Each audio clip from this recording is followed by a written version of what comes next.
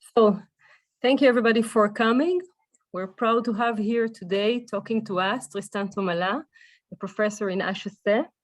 His main areas of research are aspects of information and communication in dynamic games, and these include information design, has to do with mediation, Bayesian learning, social learning, repeated games with imperfect monitoring or incomplete information. He's an area editor for game theory in OR letters and associate editors in dynamic games and applications, International Journal of Game Theory and Decision, and well, more things. Tristan, the stage is yours. Okay, thank you so much, Galit. Thank you for having me today. This is a joint paper with Frédéric Koessler and Marco Scarsini, who are both here also today. So the title that we chose is Information Design in Large Games. And as the subtitle says, this has to do with correlated equilibria for anonymous large games or Bayes correlated equilibria when there will be incomplete information. This is not a paper about COVID, but we can say this is a COVID paper because we did it mostly during the lockdown and on Zoom and all. Well, you all know what I'm talking about. Okay, so this is a very brief slide of motivation. So one motivation which we are interested in and which you can find in the literature on routing games, on congestion game, is providing information to drivers. So congestion games are typical games with a lot of players, which are modeled by sometimes non-atomic players. And then there are some information problems. Do we have information about the traffic conditions? And do we want, or does an information provider want to provide or not information to drivers about the routing condition and how to do that? What type of equilibria does this generate, and how do we want to do that in order to maximize or to minimize some social welfare, some social costs? There are other setting of application. I will not spend too much time on that, but these days we can say we are a lot of people and we all decide whether to isolate ourselves or work remotely or get vaccinated, and maybe this the proportion of people who take such and such decision as an influence on our individual welfare and on social welfare as well. Anyway, so this is a brief line of motivation. So here is what we are. So what is the objective? And the objective is to understand information structure or equilibria that we can induce by designing information or sending information to a large set of players. So what we are going to do is to propose a definition, one notion of correlated equilibrium for non-atomic games. This notion will be justified by considering the limit of large games with finitely many players. Then I will show how this extends to the setting of incomplete information, and this will be called then Bayes Correlated Equilibrium. So I will be more precise, of course, during the talk. And then I will talk about information design in the sense of finding what we say about optimizing some criterion and finding the optimal information structure with respect to some measure of welfare. So this is a rough plan. So as you see here, I will do first complete information and then generalize to incomplete information. I will not do now a slide on literature review. I will provide references along the way, and there will be a set of references, an incomplete set of references at the end of the talk. So we are in the context of complete information, and I want to describe the class of large anonymous games that we consider. So here is the setting. We have a continuous set of players with mass 1. So you should think of it as there is a set. There are some players. Everyone is infinitesimal, so they are all non-atomic, and the total mass of player is 1. All right. What I'm not going to do is to say that the set of players is some measurable set and so on and so forth. So I will more use the approach and the tradition of congestion games where players are just thought of as particles. Okay, so there is a set of we call them players, but they are particles, and each of them are infinitesimal. So, okay, so we have this continuous set of players with mass 1. There is a finite set of actions that each player is going to choose from. And then for every action, there is a continuous cost function. So the cost function is defined on the set of profiles of flows and to the real numbers. So I'm going to call a flow a distribution over actions, not to be thought of as a probability distribution, although mathematically it's the same object, but as a flow, that is what is the proportion of players who take action A, action B, action C. And CA of X is the cost paid by any player who chooses action A when the flow is X. Okay, I'm going to give a detailed example in a while, in a very short while. Okay. So this is the game. This is the primitive of the model. Such games, you can find them in a work of Bill Sandholm, for example, in his JET paper 2001. And this is what Sandholm would call population games. Okay, in the paper of Sandholm and also in his book, this is extended to a finite set of different and heterogeneous population.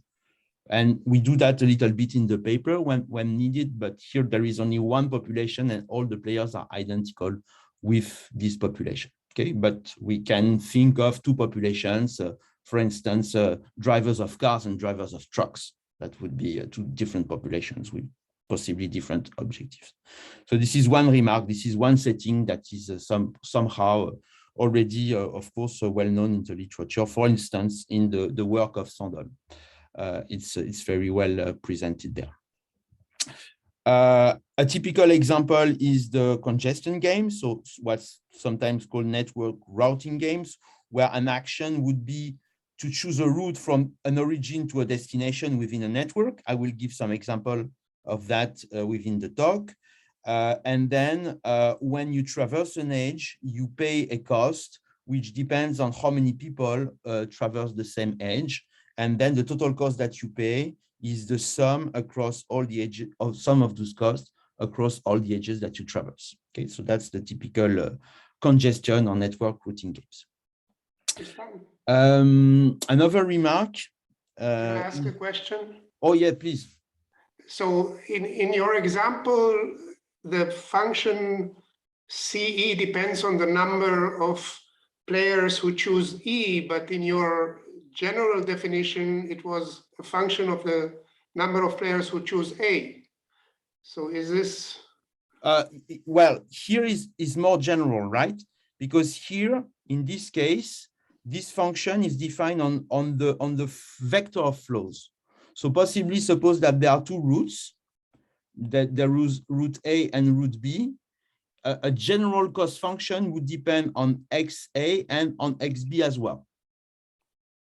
Here, if it is a routing game, then in the application of routing games, you say my cost by taking route A depends only on how many people took route A.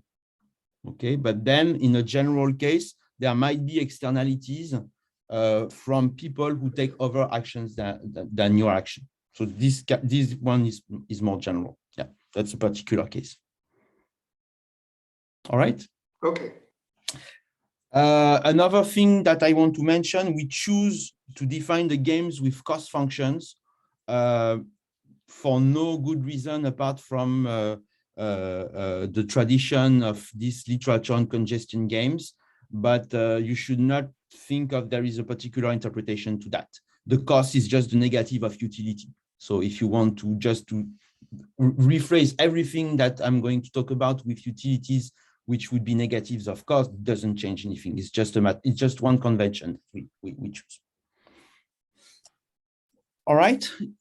I have a question because you said this in this routing game, your cost is the sum of costs along each edge. Yes. And the cost of edge depends only on the number of participants who choose the same edge. And yes. if we have two routes, it may happen that people who choose the same edge arrive, depending on the route where they choose, they arrive at the same edge at different times. So isn't it better to consider it dependent on X, and how important is this assumption that it depends only on this? So you see the picture that I drew here. Yeah. So exactly. in this picture there are yes. 1, 2, 3, 4, 5 edges. Yes. And the problem but is if you take this route, yes, then you get the congestion of people who take the same route as you, but you also get the congestion of the people who take this route. Exactly. Yeah. Yes. So that's the case. But notice in response to your question that this model is a purely static model. Okay. So when you say, so on this example, you say, okay, I choose the yellow route, then you choose the yellow route. Or you say, I choose the pink route, then you choose the pink route. But suppose that there was also, for instance, this edge. Yeah. And this edge creates this green route. Yeah. One thing that you cannot do in this model is to say, okay, I choose the pink route, then I arrive here and I say, oh, I changed my mind. I want to choose the green route now. Yeah. That's a dynamic model that we don't talk about. Yeah, because that's something we are working with, and so that's the problem which generates. Yeah. No, that's a super interesting model to have this dynamic, but that's not what we do at all. Okay, so that was I was asking whether you can extend it. So it corresponds to situation when you either have because it means that they arrive, if they stand in the same traffic jam, it means that they either arrive at the same time in this decision node, or they constantly travel by this road. So it is a kind of equilibrium. Yeah. Yeah. Okay. That's the static model of. I'm going to talk about Wardrop Equilibrium in the next slide. Yeah, but definitely the model of the dynamic model makes a lot of sense. I completely agree. But then we wanted to tackle information problems. So the difficulty of a dynamic model is really big. Yeah. That there are a lot of super interesting and very difficult questions there. I completely agree. All right. Thank you. Okay, so here is the definition of equilibrium. This is called Wardrop Equilibrium in this literature. So what's a Wardrop Equilibrium? So this is a flow X. So recall that X is in a distribution of actions where XA is the fraction of people who take action A. And the equilibrium is that there is positive flow on action A only when action A has the least cost. Okay, so in the context of routing, only the routes which are shortest or fastest receive positive flow. This is the Wardrop Equilibrium definition. And in a more general setting, when we are not talking about routing games, that's what Sandholm will call the Nash population equilibrium. All right. So remark that this is equivalent to saying the following: for every pair of route AB, then XA multiplied by cost of A is less or equal to XA multiplied by cost of B. This set of inequalities is equivalent to this set of inequalities, because either XA is 0, and then this is 0 and 0, or XA is positive, and this is what you get. All right. I'm just making this remark because this will be useful in the next slide. All right. It is well known that those things exist. So there is a general argument for existence which uses Kakutani with this correspondence. All right. So this is the Wardrop equilibrium. Yes. Okay. So here is an example, which is a congestion game if you want, but it's not a routing game. So this is an example that we took from this paper by Mitch and Al, which is a computer science paper from 2013. There are two actions. All players can either stay at home or visit the bar of El Farol. So when you stay at home, you have a cost or utility, if you prefer, or negative utility of 1, no matter how many people are in the bar. X is the number of people in the bar. And then you can see the attractivity of the bar depends on how many people there are. So there is an optimal number of people that you like to be in the bar, which is 1/2. That's where the bar is the coolest. When there is no one, it's not that great. When it's crowded, it's not that great either. All right. So there are 3 equilibria. Everyone stays at home. Exactly 1/4 of people are at the bar. Exactly 3/4 of people are at the bar. Okay. So these are the 3 equilibria of this game, the 3 Wardrop equilibria. And it is easy to see that in each of those equilibria, every player pays a cost of 1. So therefore, the total cost, the social cost is 1 because you have a mass 1 of people who all pay 1. Okay. This is a Pareto-dominated outcome because it would be better than 1/2 of the people would stay at home and another half of the people would go to the bar, because those who stay at home would get 1 and the other one would get a cost of 0, which is the best. All right, so this is an example and I will get back to it after this definition. So there is the definition that we propose of a correlated wardrop equilibrium. So we define a correlated wardrop equilibrium as a distribution of flows such that when you take the expectation, so distribution nu over flows, so that when you take the expectation of X multiplied by the cost, then it is less or equal to the expectation of X multiplied by the cost of B. So if I rewrite this in terms of expectation, that would write as follows: the expected value of indicator of A, CA of X is less or equal to expectation of indicator of A, CB of X.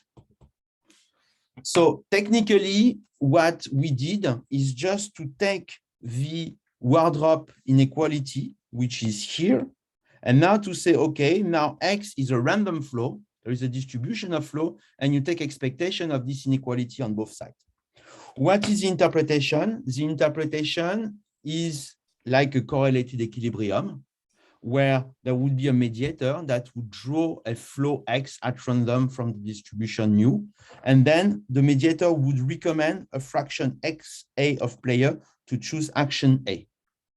So what this inequality says is that when I'm being recommended to choose action A, what is my expected cost? It should be less or equal to, when I'm recommended action A, what is my cost if I play B instead? And in fact, if you divide this inequality by the probability of A on both sides, you recognize the expected cost conditional on being recommended A, what is the expected cost when I play A, less or equal to conditional on being recommended A, what's my expected cost when I play B instead. Okay, so that's what this inequality says. And in fact, you can see that this inequality is the obedience constraint. Okay, so there is one thing here in this definition which is a little bit intuitive and which avoids some technical problems, which is that intuitively the mediator recommends XA players to play A uniformly at random. What we don't do explicitly is to say, how do you sample a subset of players of mass XA uniformly. What does that mean? We don't enter into that because, as I said, we don't say, oh, we have a measured set of players, and then we don't say, oh, we have a measure over what it means to draw a measurable set at random, and so on and so forth. Okay, so that's what we don't do. Within a finite context, that would be easy to do. Okay, so here we don't want to enter into that because we don't want to enter into the possibly difficult measurability problems that there might be into sending random recommendations to a continuum of players.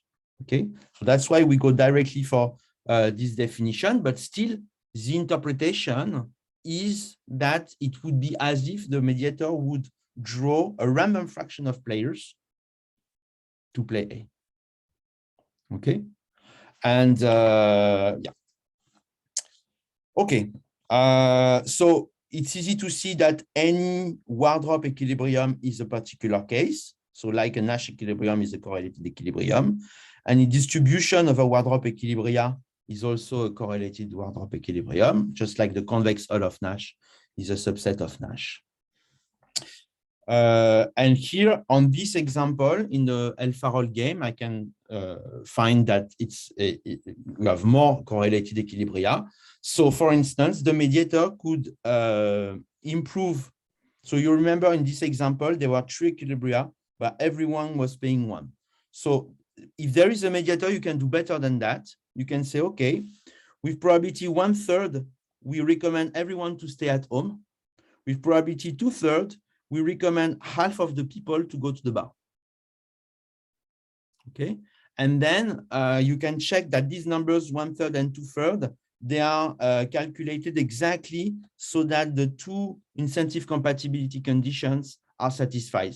When you're being recommended A, then you're indifferent basically between going to A or going to the bar. And when you're being recommended the bar, of course, you're very happy. Because when you're being recommended the bar, you know that there are exactly 1/2 of people there, and therefore you have a cost of 0. Okay, so the point was to make the people who are being recommended to stay at home indifferent, so that they think that they have a belief that they would get an expected cost of 2/3 anyway. And to implement that, for instance, you could say, okay, I have this population of mass 1. I can cut it into 2 pieces, and then with probability half, I recommend the first piece to go to the bar, and with probability half, I recommend the second piece to go to the bar, for instance. That's one way of implementing it. Okay. Any questions about the definition? All right. So let me say that one motivation and one justification of this definition is that this will capture the limit of what you can generate with correlated equilibria of finitely many players. So let's see how we do that. So out of the data that I have for my game, for my population game, I consider an n-player game, where basically I take my set of players, I discretize it into an n-player game, and I give player I a weight Wi. Okay, so I have n players, and now each player has a weight Wi. The sum of the weights is 1. So now I have a finite game. This is the set of actions. When we have action profile A, this induces a flow over actions. So what is the flow over action E? Well, that's the total weight of the finitely many players who did choose action E. All right? So any action profile induces a flow over actions. So now I have, this is a finite game. I can consider the correlated equilibria of this game. I can consider the distribution of flows induced by the correlated equilibria. And I say the following: suppose that the number of players tends to infinity in such a way that all the weights tend to 0. So for instance, let's put the weight of each player to 1/n. It's a very simple way to do that, but any sequence of weight that tend to 0 would work. Consider a sequence of correlated equilibria, a sequence of correlated equilibrium flows, and then any accumulation point is a correlated Wardrop equilibrium according to our definition. So this is very easily seen because, for instance, this is very easily seen. This is the correlated equilibrium inequality. So if you have n players, you take player I, you recommend player I to play E. This is what the expected payoff that player I gets. So player I being recommended action E, therefore he plays E, and this is the cost associated to the action profile A, and it is A which is random here. But now if player I deviates to B, then is going to shift his mass WI from action E to action B. So this is how player I is going to change the flow. So this is the correlated equilibrium inequality. Okay, so that's what characterizes one correlated equilibrium in the n-player game. Now, I multiply those things by WI and I sum over I to get this inequality.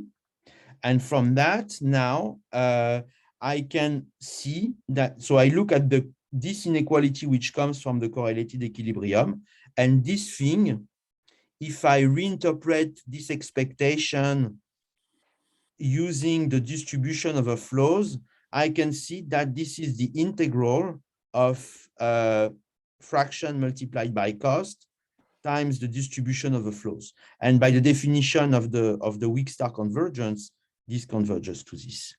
So indeed, this left-hand side is going to converge to the integral of XECE, and this right-hand side is going to converge to the integral of XECB, and this is exactly the correlated Wardrop equilibrium inequality, the way we defined it.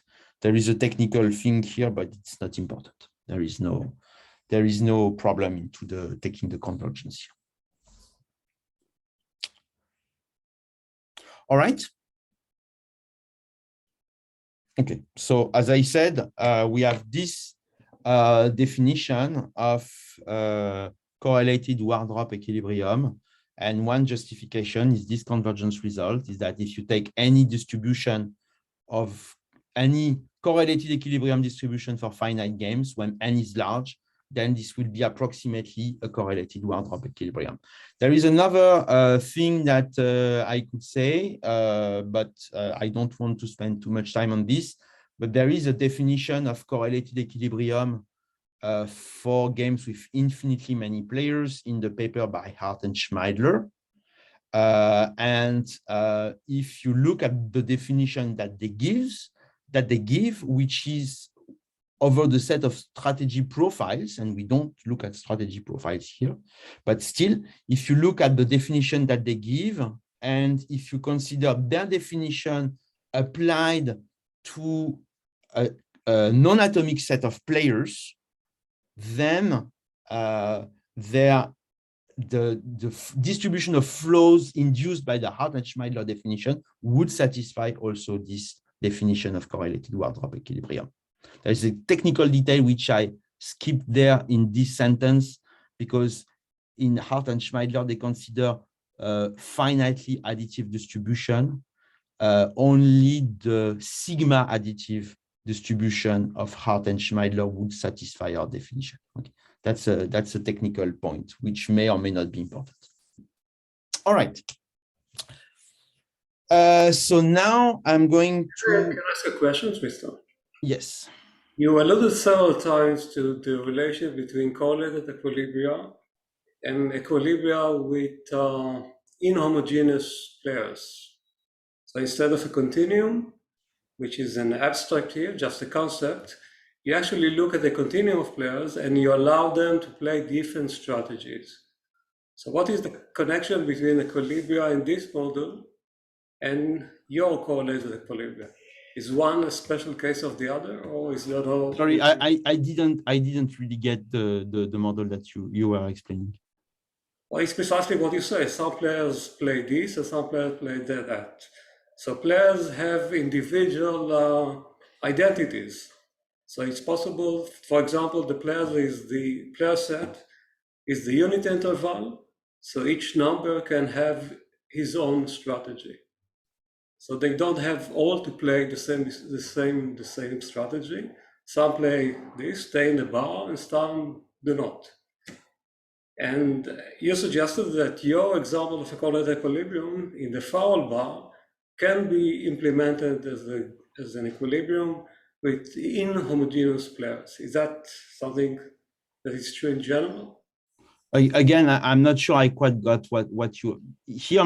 In what I presented, my players are completely homogeneous, right? Right. Except here when I have the finitely many players, when I make the approximation, they are not exactly homogeneous because they have different weights. But that's not what you are referring to, is it? No, I don't think so. Maybe I didn't get your comment about the Farrell equilibrium. I think you said something about this can be implemented by some players doing this and some players doing that. Yes, because they are going to be ex post. They are going to be not identical because they will not receive the same information. So in the example of the L Farrell bar, I said the following. Let me construct a simple information structure as follows. I take the population of players, I cut it in two pieces of size 1/2, and then with probability, I toss a coin, and with probability 1/2, I say A to the left part, and with probability 1/2, I say B to the left part. So when they receive the recommendation, they are not identical anymore in the sense of the belief that they have. Does that answer your question? Yeah, I think so. Thank you. I think if I have time at the end, I will show you a little bit more a generality about that. But indeed, there would be a question about. So we have this definition, and there is a question on how do you implement it concretely? How do you settle an information system that would implement such an outcome?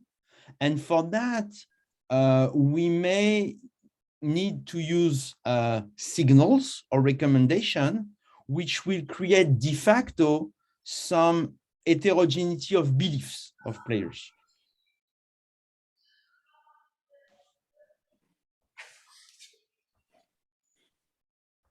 Tristan? Yes. Would you mind me also taking a chance to ask a question about convergence approximation by finite games? I'm wondering about whether any form of converse would also be true. So very good question. Very good question. I wanted to add the same question. I say, as of now, as far as I know, yes, up to an epsilon, which means that any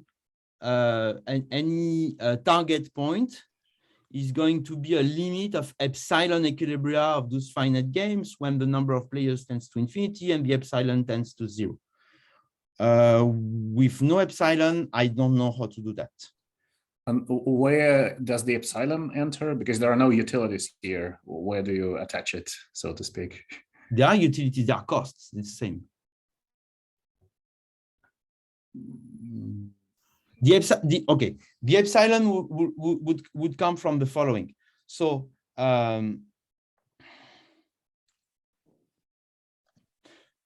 suppose we have the equilibrium that I was talking about, where you have a continuum set of players, right? And you cut the population in two, and you send to a random half of the population go A, and to a random half of the population go B. And in my example, those who are being told go A, they were indifferent. Okay, they were indifferent. Fine. Now, one reason, not the only reason, but one reason why they are indifferent is because they have measure 0. Now, suppose they are finitely many players, now they don't have measure 0. Then I'm not going to make them indifferent, because when I move from A to B, I'm going to change the mass by, let's say, 1/n. Okay, so maybe for some specific numbers like 1/2, I can, work a little bit and try to make those guys indifferent. But suppose now that I have non-rational coefficients, so those things, those indifferences condition that I have on the continuum where those non-atomic players are indifferent, it's not clear that one atomic player would be indifferent because he would change the mass by an epsilon. That's where the epsilon would come from. Thanks very much.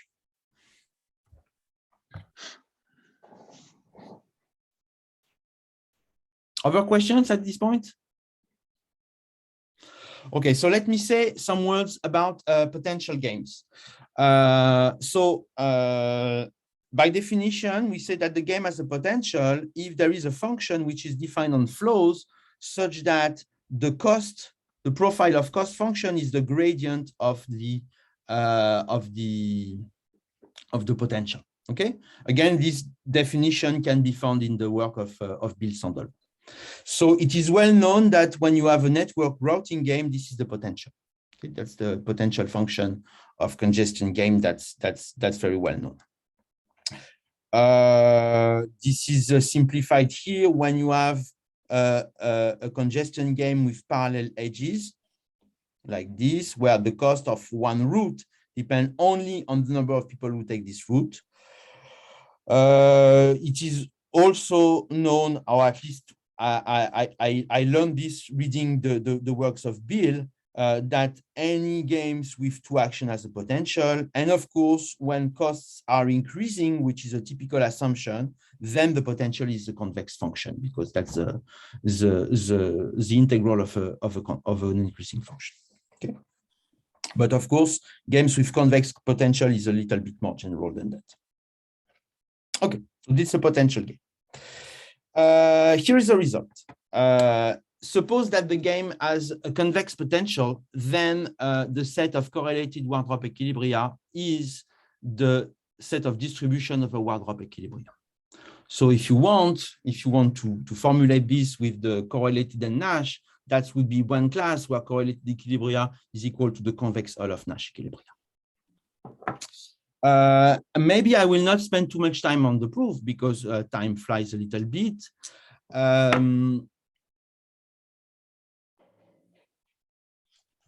This is so this result. So where do we find similar result where the set of correlated equilibria would be the distribution of a Nash equilibria? This is found in a paper by Abraham, IJGT 97, where you have finitely many players and a convex set of strategies. So suppose you have a game with finitely many players, each player has a convex set of strategies, and the game has a convex potential in the sense of Monderer and Chaplet.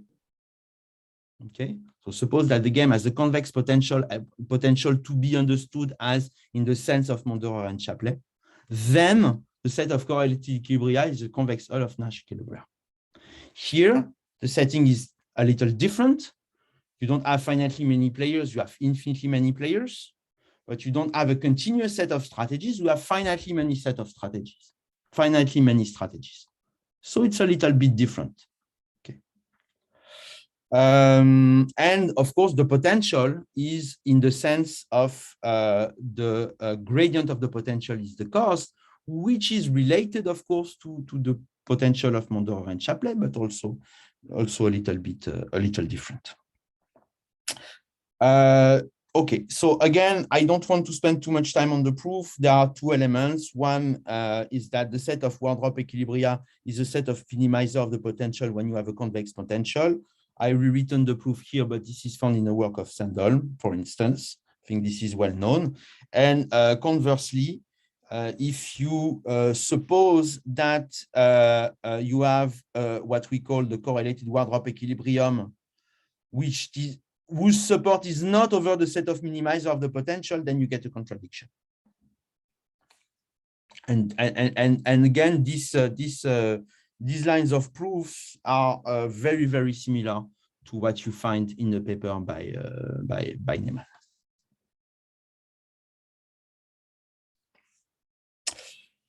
Okay, question about that? So what's the corollary? The corollary is that suppose that you have a game with a convex potential. So that is the game with continuous set of players as a convex potential. Then when you take all the finite player games you can derive out of that by discretizing the set of players, then you look at all the correlated equilibria you can generate with that, then all the flows converge to Wardrop equilibria. Okay, so in particular, so congestion game with increasing cost, they have convex potential. So this particularly true in congestion games. Notice that this is true in the limit, but this is not true for fixed n. So there is a paper by Ashlagi, Mondora, and Tonnenholz, 2008, which study by how much correlation can improve upon Nash in congestion game with finitely many players. And whenever you have finitely many players, you can always find a congestion game, finitely many players, finite set of actions, where a correlated equilibrium would do sizably better than a Nash equilibrium. But what this result says is that if the congestion game that you construct comes from the discretization of a continuous function, now fixing this continuous function and letting the players go to infinity, then the gap between correlated and Nash would tend to 0, and you would all converge to Wardrop equilibria. Okay, L-Farol has a potential because there are 2 actions, and also because the cost of each action depends only on the number of people who take the same action. So this is the formula of the potential, but this is not convex. This is a picture of the potential. It is not convex. All right, so I'm done with complete information. So if you have more questions on that, that's a good time to ask, and then otherwise I will move to incomplete information. But I thought it was important to spend a little bit of time with complete information already.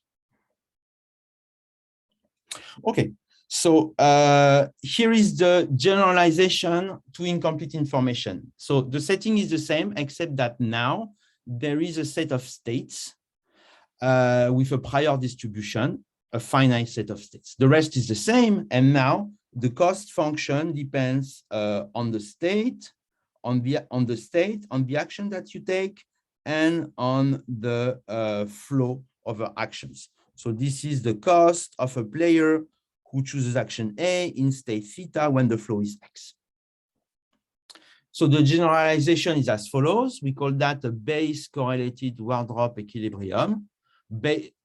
I mean, mirroring the notion of Bayes Correlated Equilibrium of Bergman and Morris. So this is a mapping from states to distribution of the flows, such that this is, again, the expected value of being recommended A and playing A, and this is less than the expected value of being recommended A and playing B instead.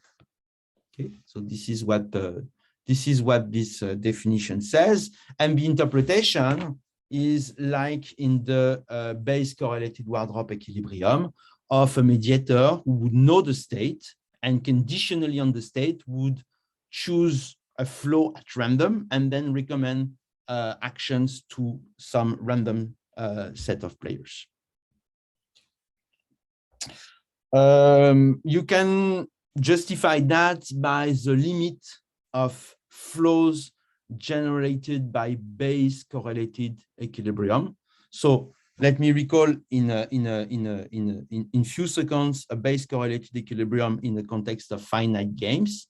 So this is one of the possible definition of generalization of correlated equilibrium in games of incomplete information. There are a lot of works, in particular by Françoise Forge, about that. This one, which is Bayes Correlated Equilibrium, would be the one, the formulation by Bergman and Morris, who consider all the possible Nash equilibria of all the complete information games for all possible information structures.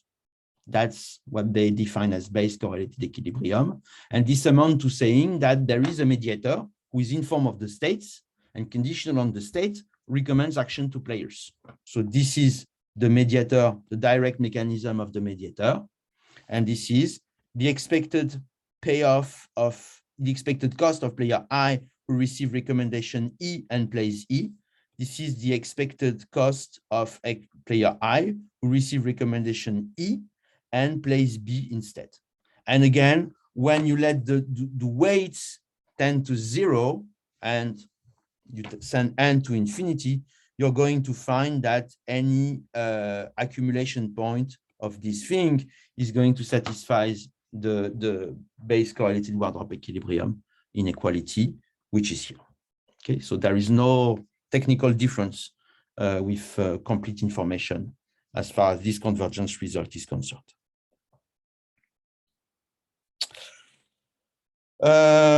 Okay, there is one class which is interesting, which as of now we call simple Bayes correlated Wardrop equilibrium, but we don't like this term. We are arguing among ourselves, co-authors, about how to phrase it better. The idea is the following.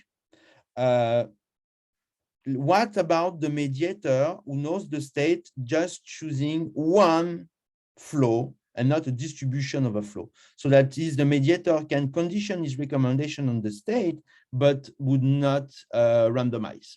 What does that correspond to? Well, this corresponds to IID recommendations.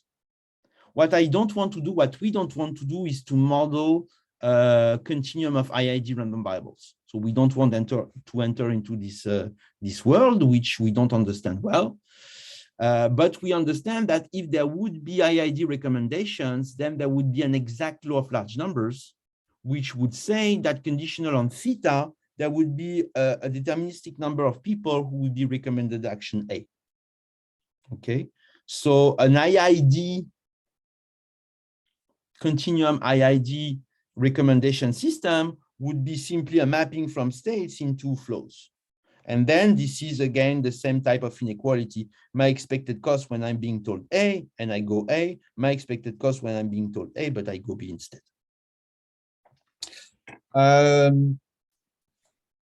So we can prove that this corresponds to the limit of correlated equilibria, of Bayes correlated equilibria, whenever players receive independent signals. Okay, let me not spend time on that because it's not that important. Here is an example where the mediator would improve welfare with such a recommendation system. So, for instance, here you can see. So this is a congestion game. Players move from origin to destination. This is the cost function as a function of how many people take this route. Okay, so this is affine increasing with respect to x. On the top route, the cost is constant, but it's random. So either it's 0, which means that this route is very fast, or it's 1, which means that this route is quite slow. And well, it's not difficult to see that. So what would be the social optimum? It's socially optimum to say that when this route is fast, then everyone goes up because there is no congestion here. When the route is slow, then you look at what's the optimal number of people you want to set up and you want to send down. And when this route is slow, you want to send 5/6 of the people up and 1/6 down. And in fact, it turns out that this, if you would reveal the state, that would not be an equilibrium, because when you know that this route is fast, this is not the Wardrop equilibrium in state 1. So that's not an equilibrium. But when players do not know the state, but they're being recommended either to go up or to go down, then this is an equilibrium. Okay. So in fact, in this example, the first best, which is implementing the social optimum, is obtained with a Bayes correlated equilibrium, but with those IID signals. Okay. All right, so I don't think I will have time to show you all I want to show. Maybe a few words about optimal information design and an example. So optimal information design would be the following. We have a planner or a designer who wants to minimize some social cost function. This is the social cost function, whatever that is, subject to the Bayes correlated equilibrium constraint. So that really says information design in the sense that what is a system of recommendation that you as a planner want to choose, given that you want to optimize some criterion. And this criterion could well be the social cost or the total cost in the society, minimize total cost over the set of equilibria. Okay, so we know it's not very difficult to show that this solution has, this problem has always a solution with finite support. One question is whether this property here on this example, you can find an optimal equilibrium with IID signals, that is with deterministic flows conditional on the state. Well, this is true under some very restrictive assumptions, which are that there are two actions and that the cost function have those properties, which is to be concave, and x multiplied by cost is convex, which is called semi-convex, I think, in some literature. Anyway, so this is a set of assumptions where this is true. You can always find an optimal, simple such equilibrium, but in general, this is not the case. I don't think I will have time to show you the example, but basically, the idea is that when the planner has a concave objective functions, then for a given expected flow, the designer might prefer to randomize, or the planner might prefer to randomize between two flows rather than recommending the expectation. Well, I'm just talking about Jensen's inequality, so I think here what I'm saying is pretty obvious. But all I want to say is that when you have this concave objective function, then it is easy to find an example where you would do better with non-deterministic flows rather than with deterministic flows. What's more interesting is that out of this example, we can create a more complex congestion game where you want to minimize the total cost, and you would create this concave objective function for the designer. It would take me another 10 minutes to go through the details of that. So maybe I want to skip, and of course I would be happy to tell you about the details or to send you the paper when if you're interested. And I will finish with that, and that would, I think, be an answer to Igal's question. One way to implement those sort of equilibria is to use one definition, which is found in a recent literature on operations research, which is called the Bayes Wardrop Equilibrium. What they do in this paper is to say you start from a homogeneous population of players, you cut it into n pieces. This is what you can see on my slide.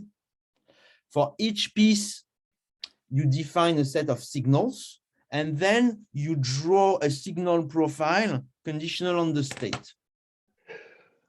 Okay, so the idea is that you would give semi-public recommendation. That is, you cut one homogeneous population into n subpopulations.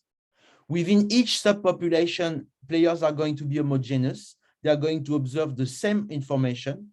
So they are going to have the same belief.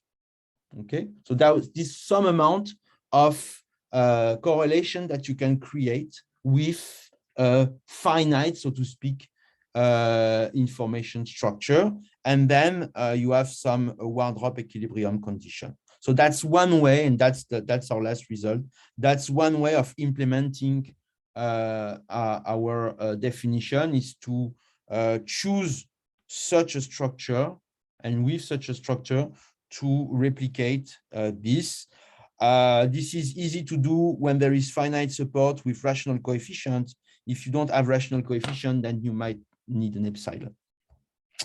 Okay, so I'm running out of time, so I think maybe I will stop here or take questions. These are some references that we used. This is the paper by Ashlagi, Mondora, and Tenenholz about the value of correlation in games with finitely many players. This is the example that I showed about this network with two roots with random cost at the top. These are the examples which have to do with the El Farol game. This is the paper by Abraham about correlated equilibria in games with finitely many players. This is the paper by Bill Sandholm, and this is the last paper I was mentioning about about this information structure for finite subpopulations. Okay, so thank you very much for your attention. I'm happy to take questions if you have. Thank you. Questions? People, feel free to ask. Okay, have you already a preprint of this paper? Yes, on my webpage there is a preprint. There is not all, because we are continuing to work on it, but most of the theoretical results and the definitions are there. Okay, and can you give the link to the? Yeah, sure.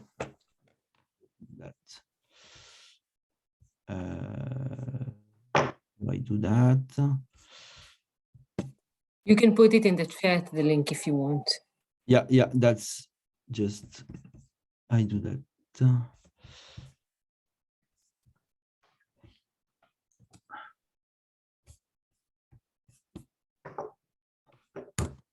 There.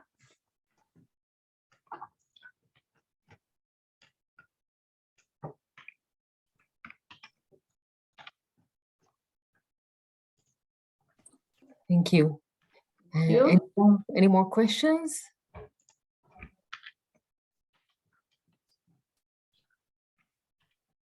Okay.